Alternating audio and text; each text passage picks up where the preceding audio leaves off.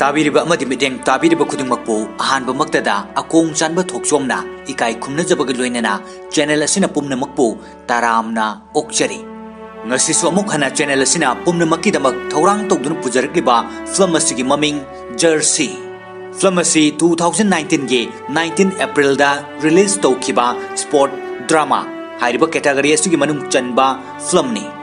film asina phangkiba rating sing IMDb da 10 gi manungda 8.6 aduga Google user singna 85% ge like tawba adugumlaba film amani film asigi story writer amadi director na Gautam Tinanuri film asi nambada changkiba senfam na 36 crore aduga film asina tankiba box office collection ge apunba senfam na 48 crore film asi puthokiba matam aduda chahi adugi khwaidagi wangna paisa tanba ngamkiba film amasu oike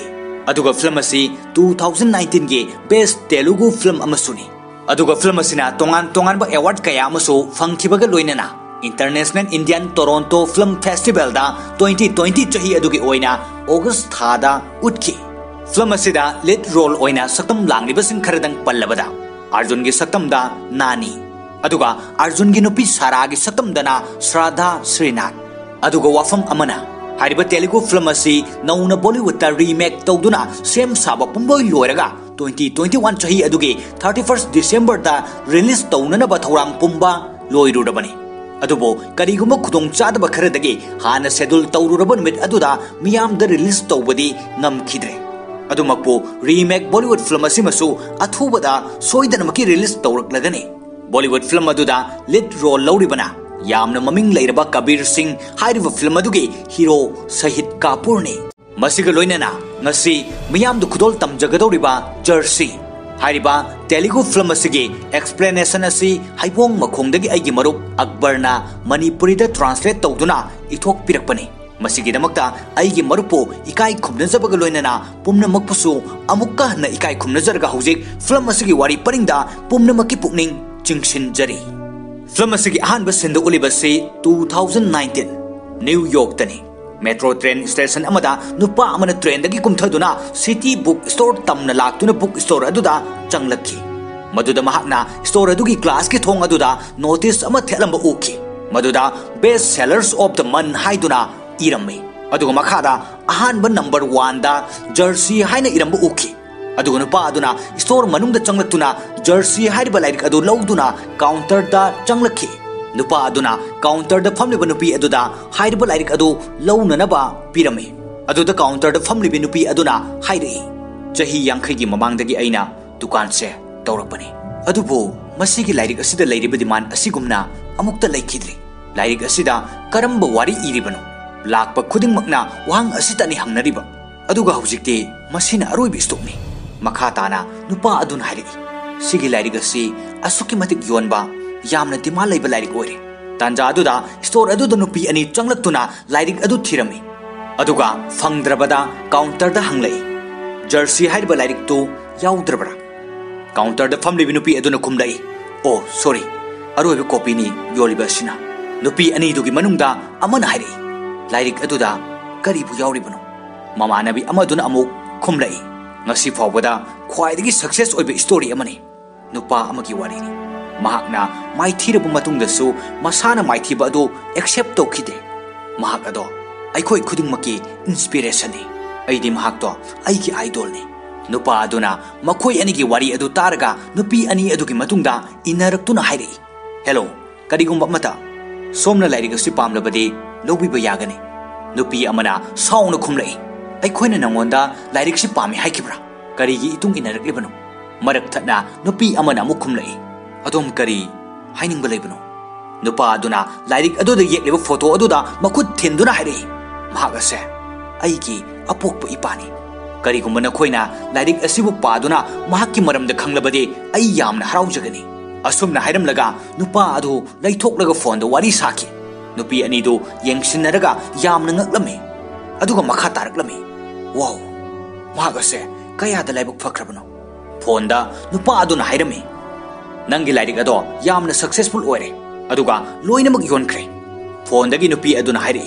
thanks news channel khuding da so sigi pawsi yauri ado BCCI dagi nangon da call torkani नुपा अदुना करिगिनो हंगलई नुपी अदुना अमुक हाइरई नंगना अदुम खंगलनी अदो अखोइना अर्जुन गी निंगसिंगबो ओइना function अमा सिली नंग लाक्तबा यारोय अदुगा नंगी इमासु पुरो नुपा अदुना होय हाइरगा phone अदु थमखिबगा तुंगलोमदगी ngसागी नुपी अनि अदुना हाइरई असेंबा नंगसे यामना लाइबक फै महाग असिबो नंगी अपोकपो इपा ओइना फंगजबसे नंगी बाबागी मरमदा अखोइदा वारी खिता लेबियो असुमना हाइरकपदा नुपा अदो मोमो नोक्तुना थामोय नुंगदा हराउजखि अदुगा वारी लीबा हौरखि इंडिया दा लाकपगी सिन्ने 2018 नुपा अदुगा मामागा फंक्शन तौफमदा लाखि मामा मचाना फंक्शन तौफम कदोमदनो हाइना येंगलम्मि मसा नुपा अदुना मामादा हाइरई अई मफम खंगलगा लाखि मामाना होय हाइना खुमलई अदुगा असुम येंगलकपना फोटो थेटप उरमी मामाना नोकफेट तौदुना मसाबु कौदुना थेटलिबा फोटो अदुदा मखुत थिंदुना ताखि अमसुंग मामा मचा फोटो तमना चंगलक्तुना कॉन्फ्रेंस रूम थीदुना लाई अदुगा कॉन्फ्रेंस रूम दा चंगलक्तुना लैरमलिबा पुमनमक अदुगा खुद सोकनदुना सखंग माइखंगनकी अदुगा प्रोग्राम अदु मखा सथरई BCCI गी चेयरमैन हाइरई good evening ladies and gentleman माई फाकपसिंगी मरक्तगी खरा अमदे अखोइना कैदौनुंगदा कावबा लैते मखोइसिंग अदुबो अखोइना मतम पुंबदा वारेंग सैरेंग सिंगदा सिंथादुना निंगसिंगनै अखोइगी मरक्ता यामना फावरबा क्रिकेटर अमा लैरमी अदुबो अखोइना महाकबो मसक खंगबिखिदे मरमदुना लाइरिक अमा फोंगलिबनी महाकबो मतम पुंबदा मयामना निंगसिंगदुना लैसनु हाइना अदुगा लाइरिक असिबो इरिबी महाकतुनी हाइना सरादा ताई अदुगा महाकबो क्रिकेट एसोसिएशन दगे थागतफा फोंदोक्तुना वारी मखा ताना लिरखि अर्जुन अतांग हिरा ओइरमी अदुबो महाक अखोइना खंखिदे महाकना रिटायरगी मतुंगदा मागी कैरियर अहोबो ओइखि अदुगा मालेमगी ओइना महाक ममिंग चटखि माई पाकपा हाइबसी मिपुम खुदिंग मक्ता ओइदे मियोइ लिसिंग कयागी मनुंगदा अमा खक्तदा ओइबने अर्जुन की वारी असी माई पाकपा मिगी वारी नते माई थिरबा अमना हन्ना हन्ना होनदुना माई पाकलकपगी वारीनी अंगकपा वारीनी महाकना मैथ्स ngमलबा मतुंगदा ममानबसिंग हराउना लैगदबदा महाक मैथ्स अदु ngमलगा कदाइदा चटख्रबनो खंगदे अइना हानगी BCCI की डॉक्यूमेंट येंगबगी लिस्ट लौथोकपदा 1969 दा फाइनल सानरगा इंग्लैंड टूर चटनबा खनबदा इंडिया टीम दा अर्जुन सु सेलेक्ट तोखि मतमदुदा महाकना सानरमलगदे चही 90 की मतुंगदा वर्ल्ड की यान हानबा सानरोय अमा ओइगनी अदुबो लाइबक थीबदे महाकि लाइबकता तमलमखिदे अदुगा मखा ताना हाइरई हौजिक अर्जुन की मचा जोनी स्टेज ता कौखतुना अखोइगी इंडिया क्रिकेट बोर्ड की माइकैदगी करिगुंबा अमा लई महाकि फैमिली दा मसी पीबा पामी हाइरमी असुमना BCCI की चेयरमैन हाइरकपदा जोनी स्टेज तमना लाई अदुगा मखा तारकपदा BCCI की चेयरमैन ना टेबल अमदा बॉक्स अमा लई मदुदा मखुत थिंदुर मसी नाकिनी हाइरमी जोनी मामा दा येंगी अदुगा मामासु जोनी दा येंगदुना मंगक नोमलई जोनी टेबल लोम दा चंगलक्तुना बॉक्स अदु हांगदोकपदा क्रिकेट सानबदा लिटनबा जर्सी अमा यौरमी मदु उबदा जोनी ना अंगांग ओइरिंगैदा मपादा महाकना हाइकिबा वाहै अमा खोंजेल थोकना निंगसिंगलखि ओजाना हाय हुरानबसी फत्तबनी अई तसेंग पामदे मयामना हुरानबगी मचा हाइबदो बाबा बाबाना नसागे नयुमक्तदगी हुराले अई नंगबो तुगचै बाबा बाबा नंग यामना फत्ते वाहै असि निंगसिंगलोरगा अचाकपा थामोइदगी जोनी ना मखोल थोकना हाइरई आई एम सॉरी बाबा आई एम सॉरी अदुगा जोनीना मियामदा महाकि अपोकपा मपा अर्जुन की मरमदा वारी लीबा हौरई ngasiदगी चही 94 की ममांगदा अइना चही 3 सुरकपदा अइगी बर्थडेदा अइना अइगी इपादगी इंडिया की जर्सी निजखि मतमदुदा अइगी इपाना पीबा ngमखिदे अइगी इपाना हाइकिबा वा कैदौनुंगदा हितोकते येंगो ngasi mahak leitraba matung sidasu mahakna hairambado jumme असुमना हायरगा जर्सी दो थांगतुन उलमी जोनीना मखा तारई अइगी इपागी संसार हाइबदो अइ खक्तने अदुबो अइना इपाबु सावनकी महाकबो अइना सावदुना हुरानबनी हाइखि अदुबो अइगी खनबदा महाकि पुंसी मांगखिबनी ngasiदी अइगी अरानबसिंग अदुना इसा इथंत वाहले अइगी ममांगदा चाउथोकचदुना महाकना हल्लगा सानबा होरखिबनी अतोप कना ओइरमलबदी डिप्रेशन दा पुंसी लोइखरगनी अदुबो अइगी इपादे असेंग थौना फबा लानमी अमने महाक्ति चीरेब मतम अदो करमना लानथेंगनगनी हाइब खंगी महाक्न चही निफुगी मतुंगदा सानरगा मेच अदु ngमलगा असेंग हीरो अमनी हाइना सक ताखी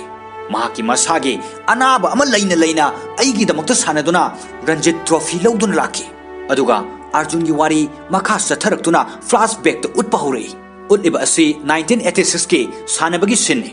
महाक्ना मतम अदुगे ख्वाइदगी ममिंग चटपा मिसकने सारा अइगी इमानी अइगी बाबाबु थमोय सेंगना नुंगसिजखिबिनी मथंगी सिंदा चही 10 की मतुंगी वारीनी 1996 इमुंग अमदा मखोय अहुम लेरमी हाइबदे अर्जुन सारा अमदे मखोय अनेगी अमत पोक्सब मसा जोनी युमदो इसिंग युबगी इसिंग ड्रॉप ड्रॉप तारमी जोनी ने मपादा हौदोकी हौगलो हाइना ngahak hogdoklaba matungda mapana Johnny da khanghale mapa macha noktuna sanabagi makol tabada mamana tumlambadagi sauraduna hari tumba si phawba phajana tumande ai pung nipal dagi sifni ai pung amata ka tuman ko Arjun na masada tuminna leinaba haike mathangi sinda Arjun na macha Johnny bo cricket sanana ba thelake gari da tongna macha Johnny na mapada wari li bahurki baba akhoi school da cricket sanabada aina score ihen hele अदुबो अइगिदी jersey लितबनिना सानबो यहंदे अदुगा मखा ताना जोनी न मपादा लाकदौरिबा Friday नुमित असि तांग कयानो हाइना हंगी मपाना खुमलई 10 जुलाई नि अइगी चैंपियन जोनी की बर्थडे नि अदुगा मचा जोनी ना मखा ताना हरि बाबा अइगी जर्सी लेरमलबदी अइना अइखोइ टीम की कैप्टन ओइगदबनिको मपाना मबुक निंगदा सोले अइना ngasi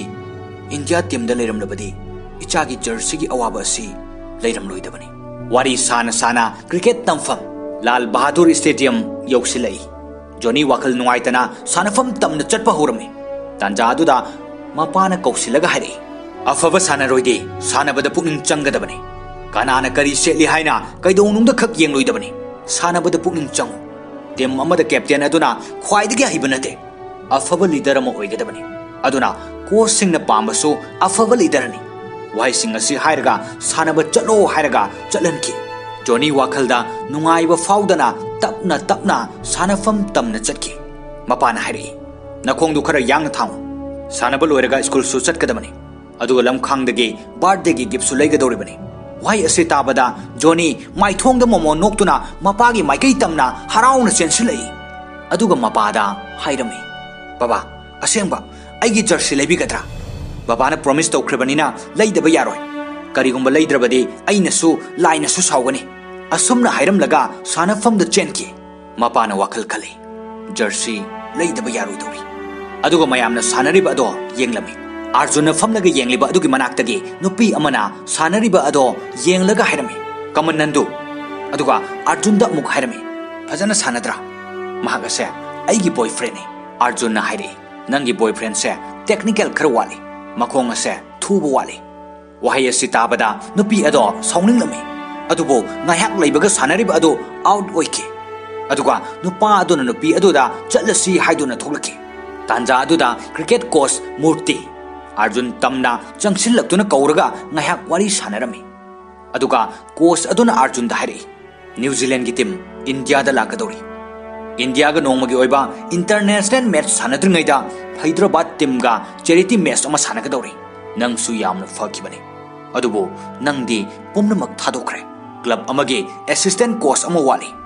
नंग मदो ओइनबा तौसी अर्जुन खुमलई क्रिकेट थादोखिबा चही यामसिलगदे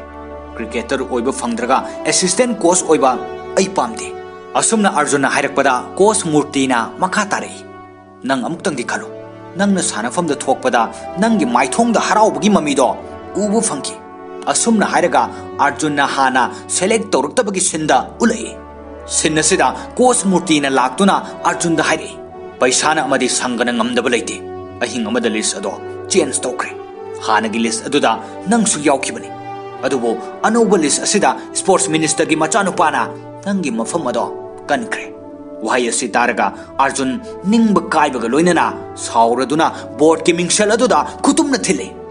कोच मूर्तिना नंगबु ngawrबरा असुमना हाइदुना हॉस्पिटल दा पुरकी अदुगा कोच अदुना साउना हायरमी हंदकना अहानब नते रिजेक्ट तौरप अदुगिदमक्ता करिनो नंग तौरिबसे नंगी तुंगी पुंसिगी करिमत खंद्रब्रा अदुगा अमुक कोर्स अदुना थेमथकी इंटरनेशनल सानबा हाइबसे तराइने हेक्ट यादबनी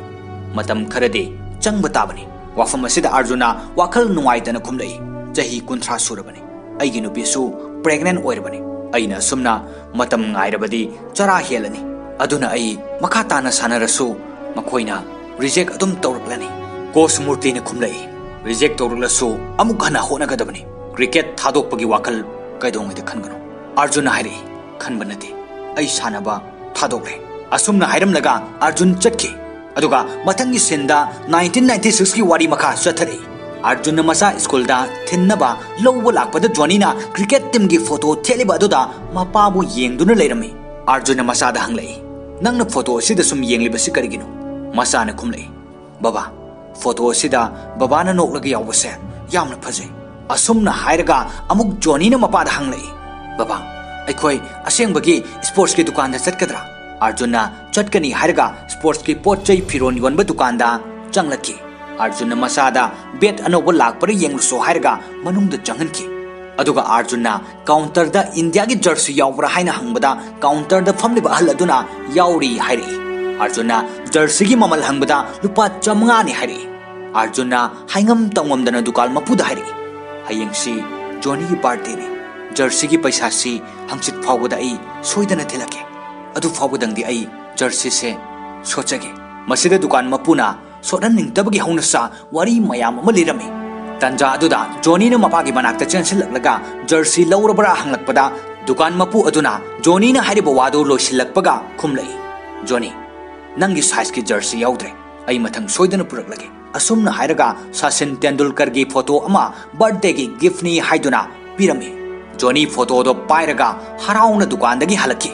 मथंगी सिंदा अर्जुन मसाबु स्कूल चटनबा यूनिफॉर्म सेट पीदुना ऑटोदा तोंगलकी अदुगा जोनी की ममा सरासु ड्यूटी चटनबा सेम सारमी तंजादुदा अर्जुन चंगलक्तुना सरादा कौरी अर्जुन कौरकपगा सराना हाइरे टीवी मखादा मैगी बिल थिननबा रुपा 100 लैबनी मतम हेलबनी अमुक्त बिल दु थिरमु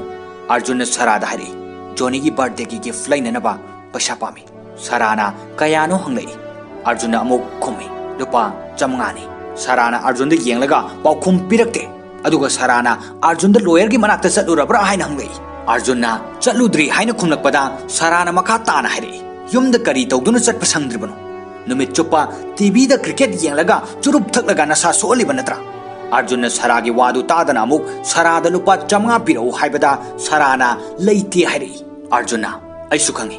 नंगी अकाउंट लई हाइबा करीगे अइंगोंद ओइदबा nganglibano सराना खुमलई ओ नंगना खंगब्रा हाइसे अदुदी अइ पिररो मैगी बिल थिरम अदुगा उकुल की मनाक्ता चलगा अइ लांदे मीना इबु मराल सिबनी हाइरसो असुमना हाइरमलगा सरा युमदगी मागी ड्यूटी चटपथोके अर्जुन वाखल वाना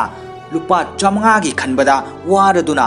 करम तौरगा मसागी गिफ्ट लैगनी खलमे चुरुप अमा चमलगा थोंनाउदा लेपलिंगैदा ममानबसिंग गारी थौबा उरकी अर्जुन पाखटपा अमगा लोइनना थोगलई तंजा अदुदा ममानबसिंगना अर्जुन की युमदा चंगलकी अर्जुन ngasiदी तोलसी सराना साउरनी मांगना हलगलदी साउरनी असुमना हाइके अदुबो ममानबसिंगना अर्जुन की वातादना सोफादा फमलगा यू बोतल लौथोक्तुना अर्जुन सु थकपा हौरमे ममानबसिंग की मरक्तगी राजेश कौबा अमना अर्जुन दा हंगलई अर्जुन नंग यावरोइद्रा लुपा 100 थानरगा फंगलदी लुपा 500 नि राजेशना ज्वारसे पुथोक्लगा हाइरपा वा ताबदा अर्जुनना ngасai मैगी बिल पीनना रुपा 100 दो येंगलमी अदुगा मासु यावगे हाइरमी अतोप ममानब अमना अर्जुन की युमगी अकोइबसिंग येंगलगा हाइरे अर्जुन नंगी युमसे सरकार की ऑफिस तौना मेडल मयामसी कदाइदगिनो अतोप ममानब अमना अमुक खुमलई लोइनमक माना फंगलपनी अदुबो हौजिक्ति मसी लोइना योनबगी मतम यौरले तंजा अदुदा गेम सानब अदु अर्जुनना ngमहौद्रे अर्जुन मचिन थोकना हाइरे पुमनमक लोइरेदना ममानब अमना हाइरे फंगलक्प पैसा अर्जुन द पीख्रो अदुगा अमना खुमलई जोआर फंगलक्प पैसादी यू थक्तोकदबनी मथंगी सिंदा अर्जुन टीवी दा न्यूज येंगलिंगैदा मचा जोनी ना हंगलई बाबा जर्सी फंगद्रबो अइना इमानबसिंगदा बाबाना जर्सी लैबीनी हाइख्रबनी बाबा लैबीगद्रा अर्जुन खुमफम खंगदना टीवी येंगदुना लई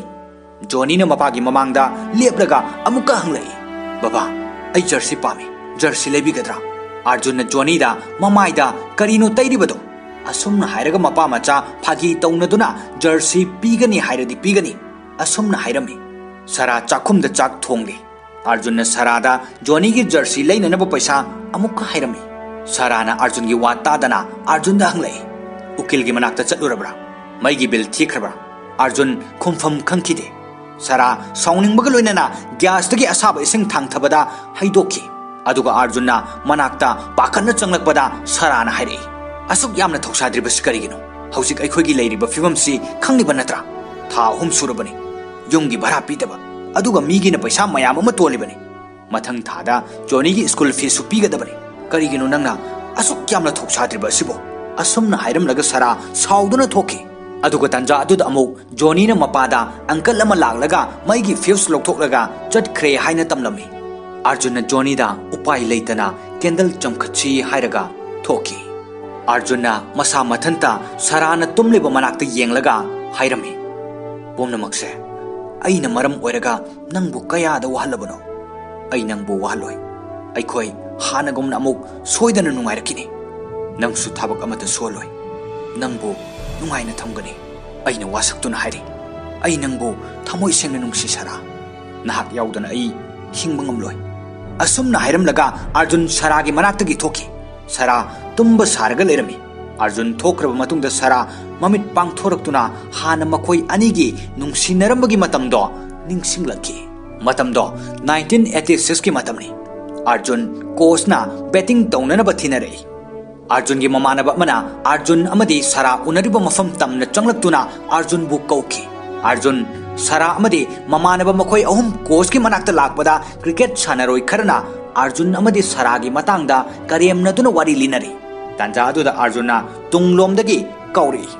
अदुगा मखोय मसेल फुनरमी ngaihak leiraga funariba adu khamdoklaba matungda sanaba chatki Arjun bat पाइननब हाइदोना थोलकपदा कोच मूर्तिना अर्जुनदा नंग टैलेंट यामना लई अदुबो अवाटप खरदी यावरे थवोइदब मिदे कैदोनुंगद माइ पाकपा आइना उखिद्रे चलो सानरुरो मतुंगदि नंगी थौसादबदो यारोय असुमना हायरमी अर्जुन की फजरब बैटिंग उबदा कोच अदो यामना हराउरमी मथंगी सिंदा सराना माकी मपादा हाय बाबा अई कनागुंबा अमगा खंगनरे अदुगा अमुक मथंगी सिंदा अर्जुन अमसुंग सरा मखोय अनि होटल अमद उनदुना वारी सानरे सराना अर्जुनदा मखोय अनि की मरमदा बाबादा हाइख्रे असुमना हाइबदा अर्जुनना थौसादब मोंगदा लई अदुगा ngaihak फागी तौनी सराना मखा तारे नुंगतिगी अइना ओइदबा हायरगा युमदगी थोकपु याररोय अदुना नंगना बाबादा अइबो हाइबलारो असुमना हायरमे मखा ताना अर्जुन सरादा हायरे समोसा इंख्रनी पुन्न चारसे अदुगा मखोय अनि नुंगसिनना फागी तौनकी मथंगी सिंदा सरागी युमदा कोस मूर्ति अमदी अर्जुन लाक्तुना फमलमी सरागी मपाना सरादा जात तिनदे हाइदुना यारमदे करिगुंबा इखोयगी जात ओलकलबदे याय असुमना हाइबदा सराना खुमलई अइना अर्जुन बो जात येंगलगा नुंगसिकिबा नते मागी जात असिसु ओनबा यारोय तंजा अदुदा कोस अदुना खुमलई अइखोय लाइरिक लाइसु हाइनरबा ngaktani जात हाइबसे ओइनिंगबा ओइबदा करिसु काइते अइखोय लोइना चप माने सरागी मपाना सराद ओनसलगा हाइरे लैकाइदा सानब मंगोंदा नंगना पामनिस करिनो करिगुंबा महाकना थवाई यावना फजना सानरबदे हौजिक फावबदा इंटरनेशनल सानरगदबने वाय सिताबदा कोच मूर्तिना यामना साउना खुमलई नंग क्रिकेट की मरमदा करी खंगे असुमना यानदबदगी अर्जुन अमदी सरा कोर्ट मैरिज तौखि लुहोंगदुना लागलबा मतुंगदा अर्जुनना सरादा अई क्रिकेट सानबा तोकलनी हाइके सराना ngakladuna हायरे करिगिनो क्रिकेटी नंगी थवाई नत्रा अर्जुन खुमलई अईगी थवाईदी नंगनी असुमना मखोय अनि यामना नुंगाइना लेरमी अर्जुन सु असोबो गोडाउन अमदा थाबक तौदुना मतम खरा लेरगा मखोय अनिगी नुंगसिजरबा मसा अमसु फंगजकी सराना मखोय अनिगी हानगी वारी असि निंगसिंगलबा मतुं मथंगी सिंदा 1996 ने अर्जुन सराबो मागी थाबक मफमदा थिलकी अदुगा बाइक तगी सरा कुमथरगा अर्जुनदा उकिल की मनाक्ता चननबा हायरमलगा चंगलकी सरा थेंगना लाकपगी बॉसना nganglami सरा यामना नुंगाइखिदे सरागी वाखल नुंगाइतब उबदा ममानबी अमना सरादा कैदौरे हंगलकपदा सराना अइसु खंगदे हंदक मरक कैसु नतब वादा अर्जुनदा अइना सावे अदुगा कोन अमुक नुंगाइरक्ते असुमना ममानबिगा ngaihak wari sanari mathanggi sinda Arjun mamanaba Rajesh ka court mamangda ukil unaba laki ukil ngaina Arjun na Rajesh da paisa khara puge haibada Rajesh na upai leite haire tanja adu da ukil adu thoglei Arjun na ukil adu gi manak changlakpada ukil aduna Arjun da hana lupa lising yankai sinanaba haikibadu puraklabra asumna hanglakpada Arjun na purakte haina khome ukil aduna amuk makha tare adudi mafam sida kaido bulakpano Arjun na ukil aduda karigi paisano aigi iral karino aidi achumbani hairakpada ukil aduna thausadana paisado aina chage haibanate angam mathau singda pigadabani aduga nangi thabagado hanjin hangadoribani aina lupa amata chauroi asumna hairami Arjun gi mamanaba Rajesh na ukil aduda hairami ai gyan tare sar Arjun bu paisa chabani haina maral siraga magi thabak tatpani adubu hausik amuk paisa pijaraga magi thabak amuk hangat kadoribani Arjun na ukil da ai thabak ase yamna maru oi haike adubo ukil aduna tabidana chatke upai leitana sauna tholutuna bike adu start tawna baki hanna kaurami tanja aduda Rajesh na Arjun da hanglei bai nangna lupa chamnga puge habado karida sijana na bano Arjun na hare hayeng Johnny gi birthday ni magi gift to jersey pami hai adu leibagi paisa ni Rajesh na hare kaisu natabada matha saganu aiga chatse lupa yankai piba jersey ama lobada original ga chap managani asumna hairaga gari da kakale Arjun na hare ai oida manam thak to mi nate asumna hairami Rajesh na Arjun da mamanaba magi manakta paisa puba chatsi haiduna lakminai Arjun na mamanaba da lupa chamanga puge haibada mamanaba aduna bag lokthui aduga paisa sudre yumda chalaga magi nupi dagi longna na haiki maduda Arjun na yakide horen oires loge asumna haibada mamanaba aduna horen di ai Rajasthan chalani hari Rajesh na adudi nangi nupida phone to ko ai khoi chalaga lorge asumna hairam laga Arjun gi makhut paiduna chingduna chatki imung aduda changningda na changlaki imung adugi nupi aduna phone da wari saba du tarami paisa lawraga singlaktradi Rajesh ke gari phagani aduga makha tana makhoina ikaiba khangladi paisa puba lakloidabani wahai sing adu tabada Arjun amadi Rajesh yum adudagi thoglei nupi aduna paisa puthorakpada leiramdre aduga Arjun mamanaba sing faminaduna wari sanari ngaida Rajesh na mamanaba atai singda paisa ayawba sing punsinarami aduda lupa chamaga yankai tarami punsilaba paisa adu Arjun da Rajesh na pirami adubo Arjun na lokhide tanja aduda Kosmurti motor bike thoduna laki aduga Arjun da hanglei nang thibada ontokna ware ngasai ayuktagi kadaida leiruribano nangi nadause yamna fare Rajesh na mukhari sir maki dawgi wasi tokse kari wano amukta haibiru sir Kosmurti na hari aina nahan haiba Hyderabad ka New Zealand ga sanagani haiba charity match aduda Hyderabad team gi afawa batsman ama pami hari nangi maramda aina wari sakre Arjun na ngaktuna hanglei ai bhap tadre karino hairisbu Kosmurti na nokladuna hari nahak hayeng sanagadabni wai asi tabada Arjun na hari ai sarbudi yamna ikai khumnachai adubu ai cricket amuk hanna sanaba pamdre wai asi tabada Kosmurti na Arjun bu kanna themki tanja aduda Rajesh na Arjun gi makhut paiduna ai gyan tahan gi haina puthoke aduga Johnny gi gift lainanaba paisa Sarmurti da yaurambani lohoro hairami nakandagi Kosmurti na Arjun da hairi hayeng sanagadoriba match asi nangi talent ado utpagi khudong chaba phangani atai team gi player sing di paisa khara phangnanaba sanaraga ngauthokpani adubu nangi di nangse na saktaknanaba tanjani asumna hairi aduga Arjun gi mamanaba Rajesh na hairi Murti sir mahak yare wahai asi tabada Kosmurti yamna haraurami aduga Kosmurti adu gari thoduna chatki mamanaba sing practice tawba oina sananaba hainaki amasung Arjun mayum tamna gari thoduna lakpada thangnaba yumdagi Johnny na mapada kauduna hairi baba ai anti hoida imaga leye hayeng aigi birthday gi invite tawba Arjun gari khamladuna mayumda changlatlaga magi hana thamkiba bet lokthokduna yenglami tanja aduda Johnny changlei Arjun na Johnny da namadi kadai haina hangbada laklani hairi Arjun bag ta cricket ki bat hapsinduna practice tawnanaba chatpa thoklakpada Johnny na kadaidano haina hanglami Arjun na thuna halakani asumna hairamlaga bag adu thaitoklamlaga TV yengsinaduna leirami sara mayumda changlei aduga Johnny da sangom thakkera hanglamlaga chakhum lomda changki जोनी न मपादा सानफम the मासु लाके हाइबदा अर्जुन न जोनी की mama खंखिनी हाइना यारमदे Arjun न सरादा राजेश होइगा आई film Young चलुगे हाइबदा मचानुपा जोनी ना आई सु लाके हाइरमे मतंग से द सराना जोनी सु पुबिखो हयेंग स्कूल सुतिनी हाइरक्लमे मचा जोनी न मपादा कन्ना मासु पुबियो हाइबदगे होय चसे असुमना हाइदुना मपा मचा बेग अदो लोन पुथोरक्तुना सानफम द लाके अदुगा कोच मूर्तिना बॉलिंग तौदुना प्रैक्टिस तौके मथंगी सिन असिदा जोनी के बर्थडे नुमितनी ममाना जोनी दा गिफ्ट अमा पी मधु उबदा जोनी यामना हराउरमी जोनी की मतौ उबदा अर्जुन हाइफम खंखिदे अदुबो मसाबु पुकनिंग हराउनबा हाइदुना मसाबु कोक्सिलगा हाना दुकानदगी पिरखिबा सचिन तेंदुलकर की फोटो थेटपा अदु उहलमी अदुगा अर्जुनना जोनी दा हाइके होरेन मैच सानबा लोरगा अंकल की दुकानदगी नंगी जर्सी दो लैरसी वही ताबदा जोनी यामना हराउखी नाकंदगी सराना हाइरई एनसांग दी थोंगलमलबनी नायक लेरगा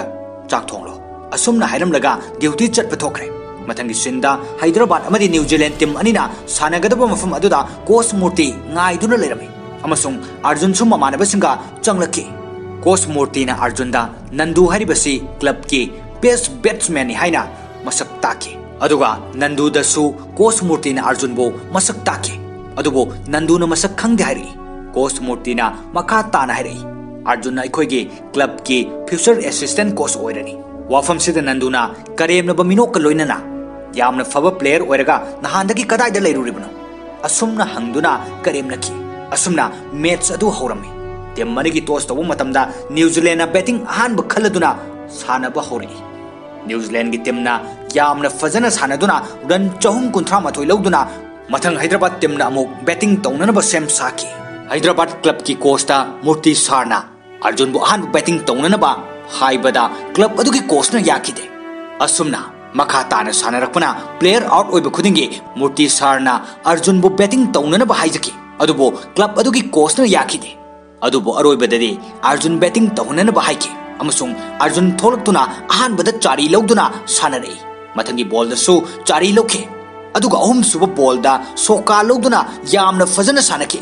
अदुबो हैदराबाद टीम की प्लेयर सिंग मथंग आउट ओइके अरोइबदा बॉलिंग मापंदा रन 19 लौब तारबदे हैदराबाद टीम ना मैच अदो ngमगनी हाइना कमेंटरी न लाउरी अर्जुन न थंगना सोका अनिरक लौरब मतुंगदा मथंग चारी लौदुना रन अनिखक लौगदब वालिंगैदा ओवर ओइदुना प्लेयर अतोप अमदु बैटिंग तौननबा अर्जुनगा ओनके अदुबो प्लेयर अमदुना रन अमत लौब ngमखिदे अरोइब ओइना बॉलिंग अहुमदा रन अनि लौननबा अर्जुन प्लेयर अदु हाइके अदुबो अरोइबदा रन आउट ओइदुना मैच अदो माइथिके न्यूजीलैंड की प्लेयर अमना अर्जुन बु यामना फजन सानै हाइदुना पुंगिंग थौगलमे मैच लोयरगा अर्जुन चंगलकपदा मयाम पुमनमक यामना हराउरमी जोनी मपाबु उरगा यामना हराउजखे मतवदु उबदा अर्जुनना पुंगिंग द पेंजखे अमसुंग जोनी न लाउरे अइगी हीरोदी अइगी बाबानी हाइना मूर्ति सारना अर्जुन बु तराम ओके अमसुंग कमिटी मेंबर की मनाक्त चटनबा हाइके राजेश न मतुंग लोमदगी हाइरई अर्जुन पैसा ओइना लौरो लुपा चनी तारसु याय चेक ओइना लौरक्तरसु मूर्ति सारना खुमलई पैसा पिरकलोय चैरिटी मैचनी वही असी ताबदा अर्जुनना मूर्ति सारदा असेंबरा हंगबदा मूर्ति सारना असुमना हाइरई फागी तौबनी नंगदे मैन ऑफ द मैच फंगबगी लुपा लिसिंग अहुम अदुगा सानबगी लिसिंग अमगा पुन्ना लिसिंग मरी फंगी अदुबो अइना सेलेक्टर सिंगदा हराउनबनी हाइदुना चैरिटी द पिथोखरे मी अतैसु लोइना पिनरिबनी मथंगी खुदोंग चाबसु खलो मूर्ति सारगी वही असी ताबदा अर्जुन मचानुपाना बेगता फी थुपतुना हापलिबदो हाइंगम तौंगमदना येंजखि मूर्ति सारना अर्जुनदा पुंगिंग थौगतलमी चही निफु सुरसु हानगी नथौना नरिंग जेंदो हनब लैत्रि हाइना अदुबो अर्जुन यामना नुंगाइतना मूर्ति सारदा साउना खुमलई अइना क्रिकेट सानररोय हाइद्रा अइसे हानगी अर्जुन नत्रे अइ नुपी लैरबा इसा फंगलबनी असुमना हाइरमलगा मचादा चलसी हाइरगा थोके ममानबसिंगना खांब तारमदना अर्जुन वाखल यामना नुंगाइतना मचा जोनी गारीदा हापतुना पुरई जोनी न मपादा यामना फजन सानै हाइदुना वारी लीरगा लाकपदा स्पोर्ट्स की पोचै फिरोल योनबा दुकान मपाय अदु यौरई जोनी यामना हराउरमी अदुबो अर्जुन गारी अदु खामदना असुम थौरई जोनी न मपादा दुकान हेंदोकले हाइना कन्न हाइजके अदुबो अर्जुनना मसागी वादो तादना निंगबा काइना थौरके अदुबु जोनी निंगाई कन्न तौरी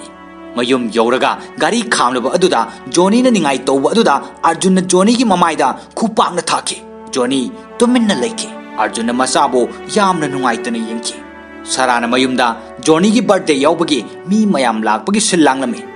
अर्जुन इपंग पंगना लेप्तुन लेरमे अदुगा तौफम खंगदना कोइचत चलमलगा सरागी बेगतगी पैसा मसिंग थीदुना लौथोकनब तौरिङैदा सरा चंगई अर्जुन की मतौदु उबदा सराना अर्जुन की मनाक्ता चंगसिलगलगा बेग अमदी सरागी मनागी सना पुमनमक लौथोक्तुना योलोरो हायरगा साउन पिरमे अदुगा मुक सराना मखा ताई नंगी युमदगी नंगी नुपीगी बेगतगी पैसा हुरालिबनेबा अइदि नंगसे ज्ञान तारद्र खनबने अदुबु अइना अरानबो ओइरे अइना अइगी तोलो फंगलपदगी पैसा खरा खरा तुंगसिनजबने उकिलना हाइबा पैसा अदो सुननबा अदुगा नंगी थाबक अदो अमुक हंजिनबा हाइदुना नंगना पामलिसी अइना थाबक तौरगा थाकपसिरा ngausinnaramबने हौजिक्ति हुरालगे हाइरिब्रा खरा लेरदि अइसु योनथोके हाइरक्लनि अइसे नंगी नुपीनि हाइबदा इकाइजरे नंगसे करंबा मतमदा ज्ञान तारकनि मतमदो निंगसंगलुरगा अइ यामना निंगमलक्त्रे अइना नंग नुंगसिरुबसे अइगी इरान ओइरे अइ यामना वारे अइ करी तौगदबनो खंगद्रे हंदकी मपोक्सिददि नंगना अइबु ओलसु मथंग मपोक्तदि अइगा नंगा लैमिनबा फंगनबिगनो असुमना हाइरगा कपलमे बर्थडे की थौरम यावबु लाकपा मीसिंग अदु तुमिन्ना लेप्तुना यंगे सराना अर्जुनदा नंगसे अइगी नुपानि हाइबदा मतिक चादे असुमना हाइरगा अर्जुन की ममाइदा खुपांगना थारमे असुमना बर्थडे की थौरम अदो लोइसिनकी अर्जुन युमगी मपानदा मकोक नोन थदुना नुंगाइतना लेप्लमे तंजा अदुदा जोनी मपागी मनाक्ता लाक्तुना हाइरे बाबा नंगना अइगी बर्थडे काहेले अइना केक सुकक्ते अदुगा इमानबसिंगसु लोइना चटख्रे ओजाना हाय हुरानबसे फत्तबा थाबकनी अदुगा बाबाना नसागी युमदगी हुराले मीनसु अइबु हुरानबगी मचानी हाइनरनी अइना बाबाबु कयादा नुंगसिजखिबा बाबा नंग याम फत्ते अफबा मपा नते अइ नंगबु यामना तुकचे अर्जुन मचागे वाहिसिंग असि ताबदा खांगमद्रबा मैसांगना ममित्तगी मपी ताकी अदुगा लैथोक्तुना मपी तैथोक्लगा मचादा अमुक ngakpiyu hairamlaga gari thoduna arjun chatke कोस मूर्ति क्रिकेट सानफमदा मयाम क्रिकेट सानरिबा अदु गेंगलमे नाकंदा नोन थरकपदा अर्जुन लेप्तुन लेरमबदु उखि अदुगा मूर्ति न मखा तारे हनुबा इंगोंदा साउरिबा नत्रो अतोप्पा ओइरदि ग्राउंड गी अकोइबसे यांखैरक चलहनगदबनि अदुबो नंदी इचागुंबनि चहीददि नंगी नपागुंबनि ऐसे अदुबो अंगांग सारगा इमानबनि खल्लगा अवा अना लोइना हाइनबनि पुमनमक्स तोक्लो हौख्रेदि हौख्रे वाफम सिदा अर्जुन खोंजल पिकना खुमलई सारना हाइबिरबदो चुमे अई मसिग गेम असिदगे लापथोकप ngamde वहाय असि ताबदा मूर्ति सारना हाइरे अइना हाइब चुमद्रो नाहाक्ति मसिग गेम असिगी दमक्ता पोगलकपनि हाइना हयेंग राम सार उनरुसि करिगुंबा नंगना असिस्टेंट कोच की थबक असि फंगलदि मूर्ति ना हाइरकबा वहाय असि लोइद्रिङैदा अर्जुन मरक थलगा हाइरे कोच नते प्लेयर ने अई अमुक हन्ना सानबा पामे अदुसु इंडिया की टीम दा मूर्ति सार यामना nganगना हाइरे चही निफुगी मतमदा प्रोफेशनल स्पोर्ट्समैन सिंगी रिटायरमेंट ओइनबो मतमने वहाय असि तारगा अर्जुन खुमलई पांदम अमा आशा तौबसि चही न लेप्ते अदुगा आशा तौरिबा पांदम अदु थुंगननबा मतमसु अरेप लेते चही निफु सुरे इसा इथंत मांगलकपा ngasi lupa chama gi achinbana aigi nupi amadi isagi mamangda aise huran batarbani ai soidana sanagani वही असी अर्जुन इहुल अमग लोइनना यामना नुंगाइतन हाइके असुमना मूर्ति सार अमदी अर्जुन निंब काइन वारी लिनदुना अवाब फोंदोक्तुना अर्जुन चेन फिरे अम लौके थवाई थारबसु चही तरागी ममांग सानखिबा अदुगुमना इंडिया टीम द सानगनी असुमना अर्जुन वही असी हाइरगा सिन असी लोइरदुना मथंगी सिंदा अर्जुन मागी बेट अदो तैथोक्तुना सेम सारमी अदुगा रूटीन नाइना प्रैक्टिस तौबा हुरई मयामना माबु उबदा चही यामलबनिना कोचनी हाइनसु खनकी तंजा अदुदा रामानंद कोबु कोच अदुना सिलेक्शन कमिटी की सु मेंबर ओइरिबा कर्नाटका क्रिकेट बोर्ड तगी अमा लाक्तुना सक ताकलमी अदुगा रामानंदना हैदराबाद की टीम लाइनदा कौथोरई अदुगा मखोयगी ममिंग मथा हायु हाइरमी मथंग मथंग खुद सोकनरगा लाकपदा अर्जुन की मपा यौरकपदा रामानंदना हंगलई ए नंगदी असिस्टेंट कोच मूर्ति नत्रो वही सि हाइरगा मयाम नोकने अर्जुन मागी मिंग अर्जुन कौई हाइरमे मखा तारकपदा रामानंदना प्रैक्टिस तौननबा हाइरमे मथंग मथंग कौथोक्तुना सानहलगा अर्जुन की मपा यौरकपदा नंग नते हायरगा मथंगी अमा कौथोरक्तुना सानहनकी Arjun ngaihak leplamlaga amuk hanagi mafamda famki aduga Arjun सानब फंग्द्रिङैदा लोइसिनकी Arjun मयुमदा कना अमतगा ओनसिनब ngamdre मसा मथंता मागी तौफम थोकपा तौदुना अदुम लैरे अर्जुन ऑफिस अमदा लाक्तुना कनागुम्बा अमा ngairami मतम अदुदा डॉक्टरना अर्जुनदा हाना ममांगदा क्रिकेट सानरिङै मतमदा हाइकिबा वा अमा निंगसिंगलै महाकना निंगसिंगलग्लिबा असि अतै करिसु नते अर्जुन मसागी अनाब अमा लैबना डॉक्टरना महाक फिजिकल स्ट्रेस का हेना लौरबदि हार्ट फेल ओइबसु याय असुमना हाइरक्लगा डॉक्टर अदुना हिदाक इरगा पिरई पिरक्लिबा हिदाक अदुसु का हेना सिजनदनबसु हाइरई अमसुंग रेगुलर चेकअप तौनरबसु खंगलखि असुमना अर्जुन निंगसिंगबा असि लोइरबा मतुंगदा महाकना ngairiba मिसक अदो थबक चिनबन मरम ओइरगा उनदना अर्जुन मयुमदा हलखि अर्जुन प्रैक्टिस चटनब थोलकपदा जोनीना अर्जुन की ममांगदा लेपलगा लानख्रे हाइरमे मपाना लाओ चलसी हाइदुना मपा मचा पुन्न चटके मथंगी सिंदा अर्जुन गाड़ी सेमदुना लेरिङै ममानब सिंगना लुपा 500 पिरमी अदुबो अर्जुनना लौखिदे अदुगो ऑफिस दा अमुक लाक्तुना लेरिङैदा नुपा अमा थोलकलगा अर्जुन बो मखुद सोकनदुना वारी सानरगा कोस लौबगी मरमदा हाइरगा चंगमिनरई मनुंगदा मिस्टर अतुल कौवा बॉम्बे टीम की कोच अमा फमदुना अर्जुन की अनौब कोच रमानंदगा वारी सानदुना फमलंबा उई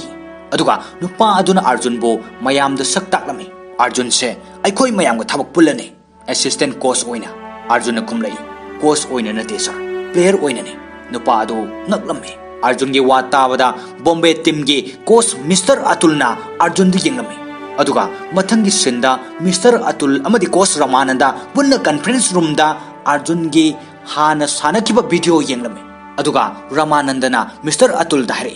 हाना यामना फजन सानबा प्लेयर ओरमे अइदि हाना खंगुद्रे मागी हाना की रिकॉर्ड यंगलुबदा मागसे फजन सानगनी अइखोई की टीम दा माग यावरबदी फजन सानगनी मिस्टर अतुल न खुबलै माग फजन सानरगदी स्क्रीन असिदा नते उगदबा इंडिया टीम दा सानरमगदबनी अदुना अइगी मतम मांगनगनो कोच रमानंदना मखा तारई महाकी तंगाई फदब मरम अमा लेरमगनी सर न्यूजीलैंड का सानब चैरिटी मैच तो अमुक्ति येंगु मिस्टर अतुलना हाइरई चही निफु सुरबा हनुबसी टीम दा लौननबा हाइरी दुबु ngaubro मागी महुता यंग प्लेयर अमा लौबना फत्रा असिगी वारब प्लेयर असि लौरगा टीम सोंथा अंदौ सरुक वाफम असिदा रमानंदा नोकफेट तौरगा राजेश खन्ना की डायलॉग अमा निंगसिगलै अदुना सानबदा चही यामब येंगदना फजन सानब येंगदबनि हायरगा मिस्टर अतुलगा नोकमिनखि अमसुंग कोच रमानंदना अर्जुन की मरमदा खर येंगु हायरगा प्रैक्टिस तौफमदा लाक्तुना अर्जुन बो बैटिंग टेस्ट तौननब हाइखि अर्जुन बैटिंग तौननब सेम सारिङैदा मनाक्त फंबा अमना हैंड ग्लोव अदो लोसनखि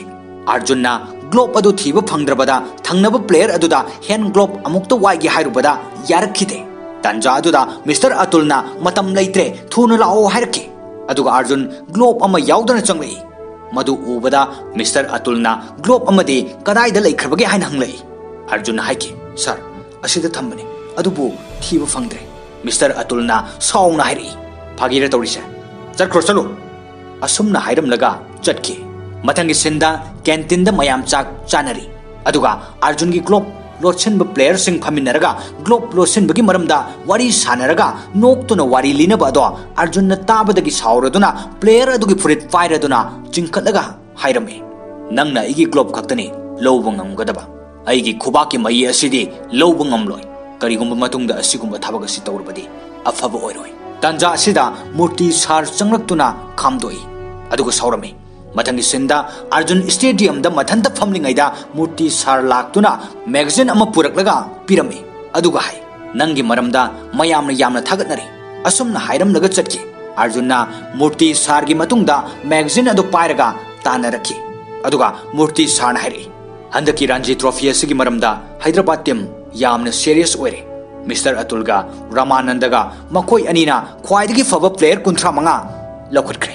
था अनी की मतुंगदा ट्रेनिंग लोइरगा प्लेयर 35 की मनुंगदगी प्लेयर 15 खनगदौरी वहाय असि अर्जुन तारगा मूर्ति सारदा अइसु प्लेयर 35 खनबदा यावरब नत्रा हायरगा कोंदुना नुंगाइब फोंदोखि मूर्ति सारना वारी कया लीदुना पुनिंग थवट पिखि अदुगा हायरे नंगदी चही खर यामलबनिना ट्रेनिंग तौबदा अतै प्लेयर सिंगदगी सरुक अमा हेना तौगदबनी हानगी चही 10 गी ममांगी अर्जुन दो आई उबु पामे करिगुंबा इंडिया टीम दा साननिंगलबदी रणजी ट्रॉफी मैच असिदा निंगथिना सानगदबनी अदुतदा सेलेक्टर सिंगना खलकदबनी अर्जुन हराउनो वादु ताकी तंजा अदुदा ग्लोब लोसिनबा प्लेयर अदुना मागी गर्लफ्रेंड दा यामना सौरमी अर्जुन की मतांगदा मैगजीन दा आर्टिकल इबगी मूर्ति सारना अर्जुन दा लाले हाइजो हाइकी अदुगा अर्जुन जर्नलिस्ट रामाया कौशिंदुना थैंक यू हारमी अदुगा थोगलई मूर्ति सारना करिनो तौरिबदो हंगलकपदा अर्जुन चही 10 गी ममांगी अर्जुन दो पामी हाइख्रिबदुदी असुमना हाइरगा फागी तौनै प्लेयर सिंग ट्रेनिंग कन्न तौनदुना सेलेक्ट तौननब होनरी अर्जुन मयुम दहलै अदुगा मागी रूम द बेड अदो सेमजिली जोनी सु मपागी मनाक्तु चंगलै तंजा अदु सराना चाक थोंदोकलगे हाइना हंगबदा अर्जुनना चाक लामदे कोन चागे हाइकी सरा का अदुदगी थोके जोनी न मपादा हाइरे बाबा अखोय स्कूल की इंडिया की जर्सी लिट पर राहुल दो हौसिक टीम की कैप्टन ओइद्रे आइती इंडिया की जर्सी लिटलदी कैप्टन ओइगद्र खलुबनी पुमनमक लालमले अइना बाबादा हाइकिबा जर्सी दो अइ पामद्रे जर्सी दो लिटलगा कैप्टन ओइनी हाइबा लैती अर्जुनना मसागी वादो तारगा इंडिया की जर्सी लेबदो राहुल नते विशाल नि हाइना नंग हाइकी जोनी मकोक नोनथदुना मपादा सोरी हाइरदुना लेपलमी अर्जुन मखा तारई ओइदबा ngangbसे असन मिसिंगनी जोनीना मतुंग हाइजररोय हाइरगा कपलमी मतौदु उबदा अर्जुन मचाबो कौशिंदुना कैदौनुंगदा अचुंबा हाइबदा कीगनो असुमना हाइरमी मथंगी सिंदा ट्रेनिंग लोइरदुना प्लेयर 15 खननबा सेम सारमी मूर्ति सारमदी अर्जुन वारी सानदुना फमलमी अदुगा अर्जुनना हंदक सेलेक्ट तौरक्तरसु करिसु काइदे मथंग अमुक खोनगनी हाइरे मूर्ति सारना अर्जुन की वा तारगा हाइरे अइना नंगोंदा थमलेबा थाजबसे अइगी अपोक इचादा फौ अइना थमदे अइ चही मतांगसिदा टेंशन लौनिंगदे अदुना होरेन रिजल्ट लाकपदा नंग येंगो अइ युमदा लेगनी असुमना हाइरमलगा गाड़ी काकलगा अमुक चलमदाइदा हाइरमी मतम पुंबदा कावगनो अइगी पुंसीदा नंगदौना फजना सानबा प्लेयर लाखिद्रे सेलेक्ट तौरक्तरसु अइना नंगीदमक्ता यामना चौथोई मथंगी सिंदा प्लेयर मयाम रिजल्ट लाकपा ngainari aduga अर्जुन सु कासिन अमदा लेपतुना लेरमी ngaihak leiraga रिजल्ट लिस्ट लाक्तुना मयाम मथंग मथंग येंगनदुना थोखी अदुगा अर्जुनना चंगलक्तुना लिस्ट अदुगी अहानबदगी येंगबा होरक्लमी अदुगा महाक मिलुदा पिरांग चेलदुना गाड़ी थौरगा ट्रेन स्टेशन अमदा लाक्तुना अहांगबा मफम अमदा हरावबगी खोलाव लाउदुना मचिन थोकना अइ सेलेक्ट तौरे हाइना हरावरमी अदुगा अर्जुन मूर्ति सारगी युमदलाई सोमदा मूर्ति सारसु फमदुना अर्जुन की मपाउक्तबो खौरांग नंगाइदुन लेरमी अर्जुन की माइथोंग उबदा मूर्ति सार हराउरदुना अर्जुन बो कोनसिनबिकी अर्जुन टीमदा याउदुना महाक मयुमदा हलक्लमी अर्जुन चंगलकपदा सरा अर्जुन की ममांगदा लेपतुना लेरमी अदुगा अर्जुन सरादा महाक टीमदा सेलेक्ट तौरे हाइदुना चे अदुपी सराना चे अदु येंगलगा टेबलदा थमलमलगा चटकी मथंगी सिंदा अर्जुन सानबा चटनबा बस द तोंख्रे जोनीना मपाबो हराउना याइफा मंगोल पीके अदुबो सरादी अर्जुन द वाही अमता हाइखिदे असुमना बस अदो थौबा होरे अर्जुन यामना नुंगाइखिदे अमसुंग सराना मंगोंदा साउदुना nganki वाही सिंगदो निंगसिंगदे अदुगा चटके सानबगी अहानबा नुमिता तमिलनाडु अमदी हैदराबाद की टीम अनिना सानकी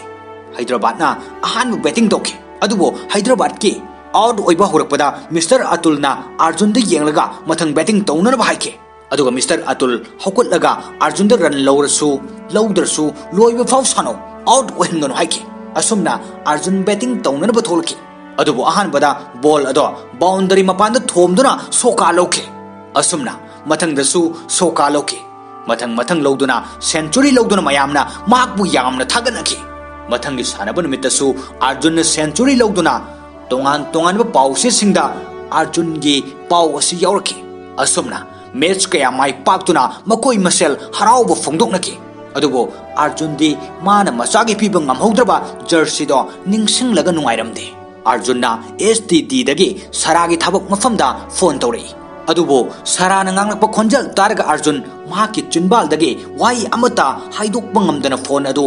थांगथदुन थमकी मथंगी सिंदा सेलेक्टर सिंगना प्लेयर अफबा थिनबदा अर्जुन की ममिंगसु यावरकले अदुगा जोनी ममानबा सिंग क्रिकेट सानबदा ममानबा अमना जोनीदा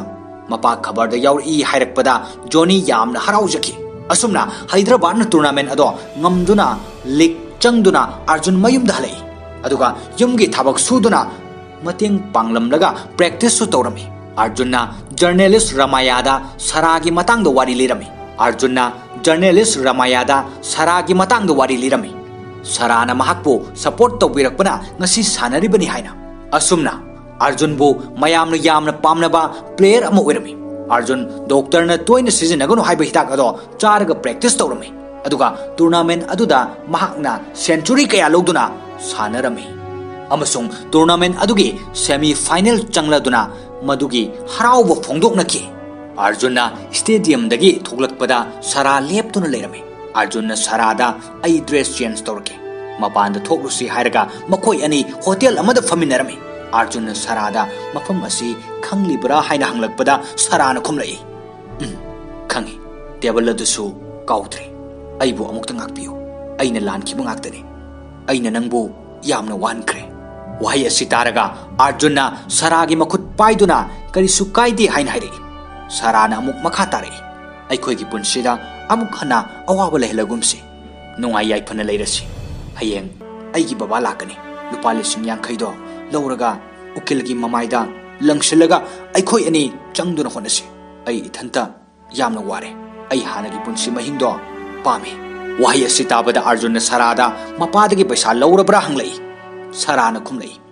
अइना बाबादा पैसा पियो हाइदे बाबाना अखोइगी मतेंग ओइननबा पीगे हाइना हाइरकपनी करिगुंबा नंगना पामद्रगदि पैसादो अइ लौरोय कइसु काइदे अर्जुन फमलमबदगी हवलगा हाइरई नंगना इसे पांगदबो ओइना खलिबा नत्रा सराना खुमलई नंगना खलिसे करिनो नंगना मसक खंगद्रिसि करिगिनो अइ इचम चंब पुंसि पामे वही असी तारगा अर्जुन साउदुना थोके सराना मतुंग तानदुना हौजिक सानबगी मतम नत्रे हाइरमी अर्जुन साउदुना हल्लगा सरागी मनाक्ता लागलगा अइ सानगनी अइबु पुकनिंग थौगटपगी महत्ता नंगना अइबु कछु खंदबा अइगी पुनसिदा ngasiदी नंगोंदा अहानबो ओइना साउनिंगी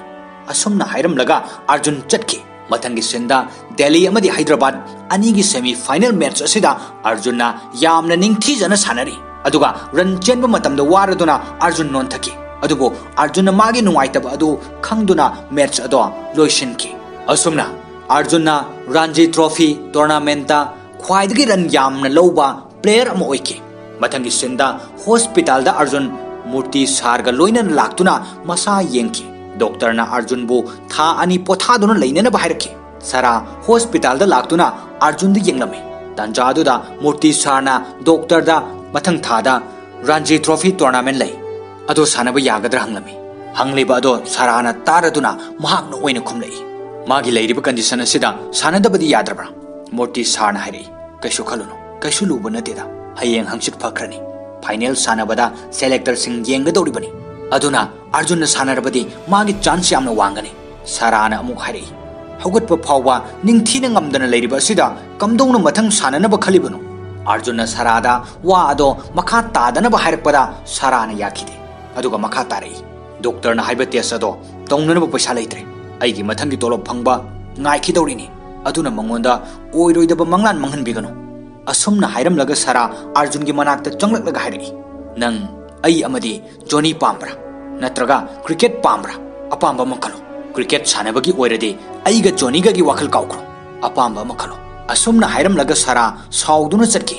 मथंगी सिंदा अर्जुन हॉस्पिटल की मयुमदा हलके अमसुंग मयाम फमनिंगै जोनीना मपादा उपुदगी कलर लौथनबा हाइरमे अर्जुन हौगतुना लाके अदुगा कलर अदु लौथदुना जोनीदा पीके अदुगा उपुगी थोंगदा सचिन तेंदुलकर की फोटो थेलंबा दो लौथोकलगा मपागी फोटो ओइना थेलंबा उबदा अर्जुन येंगदुना लेरमे तुंगदगी जोनीना सचिन तेंदुलकर की फोटो ममानबदा पिथोक्रे अखोई स्कूल की इमानब सिंगी मपा अमता खबर यौरखिद्रे अदुना अइगी हिरोदी बाबा खक्तने बाबा नंग अमुक हलगा क्रिकेट सानगद्रा असुमना जोनीना हंगलकपदा अर्जुन मसागी मनाक्ता फमथदुना हंगलई नंग करी पामे अइ अमुक हलगा सानब पाम्ब्रा असुमना हंगलकपदा जोनीना सानब पामी हाइना हाइरई सरा ऑफिस तगी वकल नुंगाइतना हलकलगा मयुमदा चंगलकपदा अर्जुन फमदुना लेरमे अर्जुनना जोनी सानब चटख्रे हाइरई सराना मागी बेग थमलगा येंथोरकपदा अर्जुन की मनाक्ता बेग अचौबा अनि लैबदु उबदा ngaklammi अर्जुन सरादा हाइरई अइ असुमना हिंबा ngamloi सरा ꯑꯩꯅ ꯍꯥꯏꯔꯤꯁꯦ ꯁꯥꯎꯕꯒꯤ ꯍꯥꯏꯕ ꯅꯠꯇꯦ ꯑꯩꯉꯣꯟꯗ ꯀꯅꯥ ꯑꯃꯠꯇꯅ ꯑꯩꯅ ꯄꯨꯔꯕ ꯄꯩꯁꯥ ꯑꯃꯠꯇ ꯍꯜꯂꯒ ꯊꯧꯔꯛꯇꯦ ꯃꯔꯝꯗꯤ ꯑꯩꯅ ꯁꯤꯡꯕ ꯉꯝꯂꯣꯏ ꯈꯟꯕꯒꯤꯅꯤ ꯃꯥꯏꯊꯤꯔꯕ ꯄꯨꯟꯁꯤꯅꯤ ꯍꯥꯏꯗꯨꯅ ꯃꯤꯌꯥꯝꯅ ꯍꯥꯏꯅꯔꯤ ꯃꯇꯝ ꯑꯃꯒꯤ ꯑꯐꯥꯎꯕ ꯁꯥꯟꯅꯔꯣꯏ ꯉꯁꯤꯗꯤ ꯑꯋꯥꯕꯒꯤ ꯄꯟꯈꯩ ꯂꯩꯇ꯭ꯔꯦ ꯄꯨꯟꯁꯤꯗ ꯃꯥꯏ ꯄꯥꯛꯄ ꯂꯝꯕꯤ ꯀꯌꯥ ꯂꯥꯟꯈ꯭ꯔꯦ ꯑꯗꯨꯕꯨ ꯑꯩ ꯀꯔꯤꯁꯨ ꯇꯧꯕ ꯉꯝꯍꯧꯗꯦ ꯃꯥꯂꯦꯝ ꯑꯁꯤꯗ ꯑꯩꯕꯨ ꯅꯨꯡꯁꯤꯕꯤꯕꯁꯦ ꯑꯩꯒꯤ ꯏꯆꯥ ꯈꯛꯇꯅꯤ ꯃꯥꯒꯤ ꯃꯄꯥ ꯄꯩꯁꯥ ꯄꯥꯏꯕ ꯄꯥꯏꯗꯕ ꯃꯉꯣꯟꯗ ꯀꯔꯤꯁꯨ ꯈꯦꯠꯅꯕ ꯊꯝꯗꯦ ꯃꯥꯗꯤ ꯃꯄꯥ ꯑꯩ ꯈꯛꯇ ꯄꯥꯝꯃꯤ ꯑꯇꯩ ꯀꯔꯤꯁꯨ ꯄꯥꯝꯗꯦ ꯑꯗꯨꯕꯨ ꯃꯍꯥꯛꯅ ꯑꯩꯉꯣꯟꯗꯒꯤ ꯑꯍꯥꯟꯕ ꯑꯣꯏꯅ ꯀꯔꯤꯒꯨꯝꯕ ꯑꯃ ꯅꯤꯈꯤ ꯑꯗꯨꯁꯨ ꯀꯔꯤꯁꯨ ꯂꯩꯕ ꯄꯣꯠꯁꯛ ꯅꯠꯇꯦ ꯏꯆꯝ ꯆꯝꯕ ꯖꯔꯁꯤ ꯑꯃꯈꯛꯇꯅꯤ ꯑꯗꯨ ꯐꯥꯎꯕ ꯃꯄꯥ ꯑꯩꯅ ꯃꯉꯣꯟꯗ ꯄꯤꯕ ꯉꯝꯈꯤꯗꯦ ꯃꯥꯒꯤ ꯕꯔꯊꯗꯦꯗ ꯑꯩꯕꯨ ꯃꯥꯅ ꯍꯨꯔꯥꯟꯕꯅꯤ ꯍꯥꯏꯈꯤ ꯑꯗꯨꯕꯨ ꯉꯁꯤꯗꯤ ꯎꯄꯨꯒꯤ ꯊꯣꯡꯗ ꯁꯆꯤꯟ ꯇꯦꯟꯗꯨꯜꯀꯔꯒꯤ ꯃꯍꯨꯠꯇ ꯑꯩꯒꯤ ꯐꯣꯇꯣ ꯊꯦꯠꯇꯨꯅ ꯊꯝꯂꯝꯃꯤ ꯑꯗꯨꯒ ꯃꯥꯅ ꯑꯩꯉꯣꯟꯗ ꯑꯩꯅ ꯁꯥꯟꯅꯕꯁꯦ ꯍꯤꯔꯣ ꯃꯥꯜꯂꯤ ꯍꯥꯏ ꯁꯔꯥ ꯑꯩ ꯏꯆꯥꯒꯤ ꯃꯃꯥꯡꯗ ꯑꯃꯨꯛ ꯍꯟꯅ ꯃꯥꯏꯊꯤꯕ ꯄꯥꯝꯗꯦ ꯑꯔꯖꯨꯟ ꯃꯤꯠꯂꯨꯗ ꯄꯤꯔꯥꯡ ꯁꯤꯟꯊꯅ ꯁꯔꯥꯒꯤ ꯃꯈꯨꯠ ꯄꯥꯏꯗꯨꯅ ꯑꯩꯕꯨ ꯈꯥꯝꯒꯅꯨ ꯑꯩꯕꯨ ꯆꯠꯍꯜꯂꯨ ꯍꯥꯏꯔꯝꯃꯤ ꯑꯗꯨꯒ ꯑꯔꯖꯨꯟ ꯁꯔꯥꯗ ꯌꯦꯡꯂꯒ ꯑꯃꯨꯛ ꯃꯈꯥ ꯇꯥꯔꯛꯏ ꯅꯪꯒꯤ ꯀꯔꯤꯁꯨ ꯈꯟꯗꯦ ꯍꯥꯏꯅ ꯑꯩꯕꯨ ꯂꯥꯟꯅ ꯂꯧꯒꯅꯨ ꯌꯨꯝꯗ ꯐꯝꯂꯒ ꯊꯕꯛ ꯑꯃꯠꯇ ꯁꯨꯗꯅ ꯂꯩꯔꯝꯕ ꯑꯔꯖꯨꯟꯅ ꯃꯁꯥꯒꯤ ꯑꯄꯥꯝꯕ ꯑꯃ ꯐꯥꯎꯕ ꯊꯨꯡꯍꯟꯕ ꯉꯝꯗꯕ ꯃꯥꯒꯤ ꯅꯨꯄꯤꯕꯨ ꯆꯥꯛꯈꯨꯝꯗ ꯀꯞꯇꯨꯅ ꯂꯩꯍꯟꯕ ꯉꯝꯕ ꯅꯪꯕꯨ ꯑꯩꯅ ꯌꯥꯝꯅ ꯋꯥꯍꯟꯈꯤ ꯋꯥꯍꯩ ꯑꯁꯤ ꯇꯥꯕꯗ ꯁꯔꯥ ꯀꯞꯇꯨꯅ ꯋꯥꯍꯩ ꯑꯃꯠꯇ ꯍꯥꯏꯔꯝꯗꯅ ꯂꯩꯊꯣꯛꯇꯨꯅ ꯆꯠꯈꯤ ꯑꯗꯨꯒ ꯇꯦꯕꯜ ꯑꯃꯗꯒꯤ ꯇꯤꯀꯦꯠ ꯑꯃ ꯄꯨꯔꯒ ꯑꯔꯖꯨꯟꯗ ꯄꯤꯈꯤ ꯑꯗꯨꯒ ꯍꯥꯏꯔꯛꯏ ꯅꯪ ꯇ꯭ꯔꯦꯟꯗ ꯆꯠꯂꯗꯤ ꯅꯁꯥ ꯋꯥꯒꯅꯤ ꯃꯁꯤ ꯐ꯭ꯂꯥꯏꯠꯀꯤ ꯇꯤꯀꯦꯠꯅꯤ ꯍꯌꯦꯡ ꯑꯌꯨꯛ ꯄꯨꯡ 5ꯒꯤꯅꯤ ꯄꯨꯝꯅꯃꯛ ꯀꯥꯎꯊꯣꯛꯇꯨꯅ ꯉꯁꯤ ꯈꯛꯇ ꯑꯩꯒ ꯐꯖꯅ ꯂꯩꯃꯤꯟꯅꯁꯤ ꯑꯁꯨꯝꯅ ꯍꯥꯏꯔꯛꯄ ꯁꯔꯥꯒꯤ ꯋꯥꯍꯩꯁꯤ ꯇꯥꯕꯗ ꯑꯔꯖꯨꯟ ꯄꯟꯈꯩ ꯂꯩꯇꯅ ꯍꯔꯥꯎꯖꯈꯤ ꯑꯗꯨꯒ ꯁꯔꯥꯕꯨ ꯅꯨꯡꯁꯤꯅ ꯀꯣꯟꯁꯤꯟꯕꯤ ꯑꯗꯨꯒ ꯃꯈꯣꯏ ꯑꯅꯤ ꯌꯥꯝꯅ ꯀꯞꯃꯤꯟꯅꯈꯤ ꯉꯥꯏꯍꯥꯛ ꯂꯩꯔꯒ ꯖꯣꯅꯤ ꯁꯥꯟꯅꯕ ꯂꯣꯏꯔꯒ ꯃꯌꯨꯝꯗ ꯍꯜꯂꯛꯄꯗ ꯃꯄꯥꯒ ꯃꯃꯥꯒ ꯅꯨꯡꯁꯤꯅꯅ ꯂꯩꯔꯝꯕ ꯎꯕꯗ ꯀꯌꯥꯗ ꯍꯔꯥꯎꯖꯈꯤ ꯃꯊꯪꯒꯤ ꯁꯤꯟꯗ ꯃꯨꯝꯕꯥꯏꯒꯤ ꯁ꯭ꯇꯦꯗꯤꯌꯝꯗ ꯔꯥꯟꯖꯤ ꯇ꯭ꯔꯣꯐꯤ ꯇꯨꯔꯅꯥꯃꯦꯟꯠꯀꯤ ꯐꯥꯏꯅꯦꯜ ꯃꯦꯠꯆ ꯁꯥꯟꯅꯕ ꯍꯧꯕ ꯅꯨꯃꯤꯠꯅꯤ फाइनल मैच असी मुंबई अमदी हैदराबाद टीम अनि असिना सानगदौरिबनी मुंबई ना अहान बैटिंग तौदुना सानबा होके लोइब फावदा मुंबई ना फास्ट इनिंग गी रन 450 लौके अदुगा अमुक हैदराबाद की बैटिंग हौननबा तौरमे सानबा होरकपदा हैदराबाद की रन 12 लौबदा विकेट अमा मुंबई ना लौरमे असुमना मथंग मथंग विकेट मरी लौके हैदराबाद टीम यामना सोथना लेके अर्जुन फास्ट इनिंग की बैटिंग तौननबा थोलकपदा अहानब बॉलदा स्टम्प आउट ओइके मयाम निंगब काइनके सेकेंड इनिंग्स की सानबदा मुंबई ना रन मयाम अमा लौखिदुना हैदराबाद की प्लेयर सिंह सौनरमी ngамलरोय हाइब फाव खनके अदुबो सेकेंड इनिंग्स की हैदराबाद की बैटिंग तौननबा खनरमी अर्जुन न खले ऐसे मसक ताकपगी मतम यौरकले करिगुम माइथीरबदी कुइना फंगलुद्रब नुंगसिब मरी कया मांगख्रगनी सोमदन कोसिंग अदो मथा सानरमी हंदक ड्रॉ ओइरसु अहानब इनिंग्स ता मुंबई ने हेनख्रबदी मुंबई ने सोइदन कारनी असुमना हाइनरमी अर्जुन महक अहानु बैटिंग तौनरब कोस्ट हाइरमी अमसुंग महंग अहानब थोलक्तुना सानबा हौरकी अहानब बॉल हुलकपदा थोंब ngमखिदे मखा तारकपदगी अर्जुन बॉल अदो बाउंडरी लाना थोमलकपा हौरमी अदुगा सेकेंड इनिंग्स ता अर्जुन न डबल सेंचुरी लौकी अदुगा मैन ऑफ द टूर्नामेंट ताकी असुमना अर्जुन लेप लैतना सानरकपना यामना वारमी अदुबो अर्जुन लेप लैतना सानरी अरोइबो ओवर यौरकपदा आशा अमा तौदुना कोच अमसुंग प्लेयर सिंग बाउंडरी मनाक्ता थोलके अदुगा अर्जुन बु थागतके अरोइबो बॉलिंग अहुमदा रन 13 लौबो मतमदा टूर्नामेंट अदो हैदराबाद न ngमगदौरिबनी अर्जुन न यामना फजन सानदुना अरोइबो बॉलदा रन 3 लौदब यादे खंदुना रन 3 लौदुना टूर्नामेंट अदो सेंचुरी 3 लौदुना फाइनल अदो हैदराबाद न माई पाकपा ngमखि मयाम अदो हराउबगी पिरांग न थुमतखि मुंबईदा रणजी ट्रॉफी टूर्नामेंट अदो लोइरगा अर्जुन हॉस्पिटल दा एडमिट तौखि नुमित नेनीगी मतुंगदा हार्ट फेल ओइदुना अर्जुन ताइबंग पाल थादोखि असुमना वारी असि जोनी न मयाम दा लीरबो मतुंगदा हाइरमी अइगी निंगाइना बाबाबो आइंगोंदगी लापथोकनखिबनी अइना महाकी नुंगसिबा अदुबो खंगलुदबनी करिगुंबा खंगलमलबदी ngasi बाबादो अइगा पुन्ना लैमिनबा फंगलमगदबनी डॉक्टर ना हार्ट की लाइना ने हाइरकलमी ngasi डॉक्टर ना आइंगोंदा हाइरई बाबा की लाइना दो बाबा न चाही 10 की ममांगदगी खंगी हाइना अदुबो बाबा ना अइगी खलगा सानखिबनी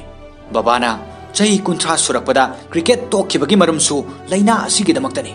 सरा वारी अदु ताबदा अंगकप ओइरमी जोनी न मखा तारई ꯑꯩꯅ ꯋꯥꯔꯤ ꯑꯁꯤ ꯀꯔꯤꯒꯤ ꯂꯤꯔꯤꯕꯅꯣ ꯍꯥꯏꯕꯗꯣ ꯃꯌꯥꯝꯁꯨ ꯈꯪꯕꯤꯌꯨ ꯑꯩꯒꯤ ꯕꯕꯥꯗꯣ ꯀ꯭ꯔꯤꯀꯦꯠ ꯃꯁꯥꯟꯅ ꯑꯁꯤꯗ ꯍꯣꯠꯅꯕ ꯃꯥꯏ ꯄꯥꯛꯄ ꯉꯝꯂꯔꯣꯏ ꯈꯟꯕꯗꯒꯤ ꯂꯩꯈꯤꯗꯕ ꯅꯠꯇꯦ ꯃꯍꯥꯛꯇꯤ ꯑꯁꯤꯕ ꯍꯥꯏꯕ ꯑꯗꯨꯒ ꯃꯤꯠ ꯆꯥꯟꯅꯔꯒ ꯊꯧꯅꯥ ꯐꯅ ꯄꯨꯟꯁꯤꯒꯤ ꯂꯝꯖꯦꯜꯗ ꯃꯥꯡ ꯊꯥꯗꯨꯅ ꯆꯦꯜꯂꯝꯕ ꯃꯤꯁꯛꯅꯤ ꯃꯍꯥꯛꯇꯤ ꯏꯆꯪ ꯊꯧꯕ ꯂꯥꯟꯃꯤ ꯑꯃꯅꯤ ꯕꯕꯥꯒꯤ ꯄꯨꯟꯁꯤ ꯇꯝꯖꯅꯤꯡꯉꯥꯏꯅꯤ ꯃꯍꯥꯛꯀꯤꯗꯃꯛ ꯑꯩꯅ ꯌꯥꯝꯅ ꯆꯥꯎꯊꯣꯛꯆꯩ ꯑꯁꯨꯝꯅ ꯋꯥꯍꯩꯁꯤꯡ ꯑꯁꯤ ꯍꯥꯏꯔꯝꯂꯒ ꯖꯣꯅꯤ ꯃꯃꯥꯒꯤ ꯃꯅꯥꯛꯇ ꯀꯨꯝꯊꯔꯝꯃꯤ ꯑꯗꯨꯒ ꯃꯐꯝ ꯑꯗꯨꯗ ꯇꯤꯜꯂꯤꯕ ꯄꯨꯝꯅꯃꯛꯅ ꯈꯨꯕꯥꯛ ꯈꯨꯗꯨꯅ इकाई खुमनरदुना निंगथीजरबा फिल्म असी मतांग असिदा लोइसिनकी तेलबा मतमगी मनुंगदा अनौबा एक्सप्लेनेशन अमगा लोइनदुना अमुक लाक्सगे ngasigidamaktadi akong chanba thokchomna pumnamakpo ikai khumnajaraga matang asida tension jari